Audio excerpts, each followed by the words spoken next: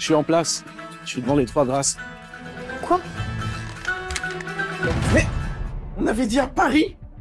Quoi? Plan B, j'intercepte. Non, on s'en tient au plan. Trouve-moi les vols Montpellier-Paris. Tu seras jamais à l'heure. Il me reste combien de temps?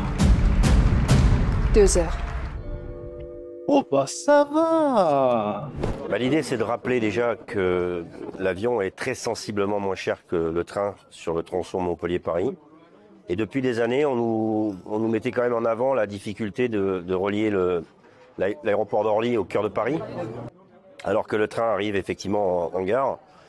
Aujourd'hui, grâce à la ligne 14, ce problème est réglé. Donc on a voulu rappeler qu'on était très sensiblement moins cher, qu'il n'y avait plus de contraintes pour faire Orly au cœur de Paris, puisque c'est une dizaine d'euros pour une dizaine de minutes, et que donc Montpellier était à peine à 2 heures de Paris, du cœur de Paris, pour un tarif très sensiblement inférieur. Paris, ça a été jusqu'à 1,4 million de passagers par an. Ça a baissé régulièrement et aujourd'hui, on est à peine à 630 000 passagers par an. On a perdu 600 000 passagers. Donc c'est très compliqué. Les 6 nouvelles lignes ouvertes cette année vont nous ramener 100 000 passagers. Donc pour continuer à croître, il nous faut au moins arrêter l'hémorragie et peut-être arriver même à relancer une certaine dynamique sur Paris avec la clientèle loisir, les étudiants, les gens qui regardent le prix et puis aussi ceux qui ont besoin de faire l'aller-retour dans la journée, ce qui n'est pas possible en train. Aujourd'hui, c'est 10 millions d'euros que l'aéroport va investir dans la RSE.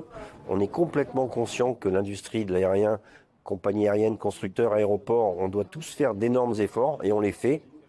Alors on a eu cet été 37 lignes, c'est un record, c'est presque une quinzaine de lignes de plus qu'il y a 5 ans.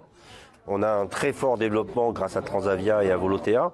On devient vraiment un aéroport qui est capable d'offrir à toute sa clientèle des destinations pour le loisir, pour l'été et l'hiver maintenant. Donc il faut continuer à étoffer le portefeuille en nombre de compagnies et en nombre de destinations. Et si par bonheur on pouvait relancer un petit peu Paris, on va vers l'aéroport à 2,5 millions de passagers qu'on espère conquérir rapidement. Aujourd'hui, on est à un peu plus de 4 000 emplois. Dans notre plan de développement, on est à 3-5 ans à 8 000 emplois.